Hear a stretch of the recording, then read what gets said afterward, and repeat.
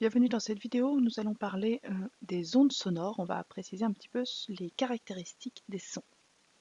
Alors tout d'abord, quand on enregistre un son, on va utiliser une interface numérique, un ordinateur par exemple, et ce son, donc via le micro, va être traduit en signal électrique, qui va nous donner donc la tension en fonction du temps. On peut voir ici que ce signal est périodique, ça veut dire qu'on a une partie du signal qui se répète indéfiniment dans le temps, et cette partie du signal est appelée le motif élémentaire. On peut voir que le dessin ici en rouge se répète ici, et également là, puis enfin ici. Donc ce motif élémentaire, c'est le petit morceau de signal qui va se répéter indéfiniment, va nous aider puisqu'il va nous permettre de mesurer la période. Donc la période, c'est tout simplement la durée de ce motif élémentaire et on l'exprime en général en secondes. On peut l'exprimer en microsecondes, en millisecondes quand il s'agit de périodes plus courtes. Son unité sera la seconde. La fréquence du son sera le nombre de motifs élémentaires par seconde. Alors si on applique un petit produit en croix, on trouvera que la fréquence correspond à l'inverse de la période. Donc la fréquence en Hertz, pour l'obtenir, on fait 1 divisé par la période en secondes. La fréquence, c'est le nombre de compressions de l'air que l'on va pouvoir observer par seconde, le nombre de vibrations en fait de la membrane du micro, de la membrane du haut-parleur qui va émettre ce son. Donc le nombre de vibrations par seconde va nous donner la fréquence du son en Hertz. Cette fréquence, elle est audible par l'oreille humaine si elle est comprise entre 20 Hz et 20 kHz. En dessous de 20 Hz, ce sont les infrasons. Au-dessus de 20 kHz, donc 20 000 Hz, on appellera ces sons des ultrasons.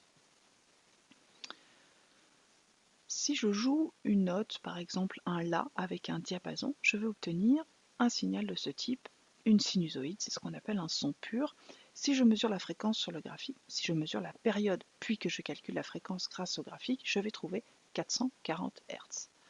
Je fais la même chose avec une guitare, je joue la même note, un La. Je vois un signal qui n'a pas du tout la même forme, mais si je mesure sa fréquence grâce au graphique, je vais trouver la même fréquence. 440 Hz. J'ai joué la même note, mes signaux n'ont pas la même forme, mais ils ont la même période et la même fréquence. C'est ce qu'on appellera la hauteur d'un son.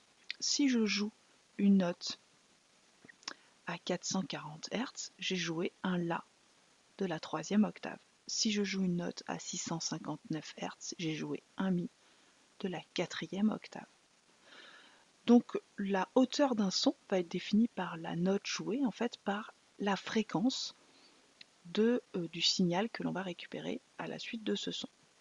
Sauf que ce signal, il ne va pas forcément avoir la même forme d'un instrument à l'autre, et cette différence de forme que l'on va pouvoir aussi percevoir à l'oreille, puisqu'un La joué au diapason, à la flûte ou à la guitare, on ne le perçoit pas de la même façon à l'oreille, c'est ce qu'on appellera le timbre du son. Donc la hauteur correspond à la fréquence de la note, le timbre va être lié à la forme du signal, mais aussi à ce qu'on entend à l'oreille. On va avoir des timbres différents on peut avoir des timbres différents pour des hauteurs de son identiques.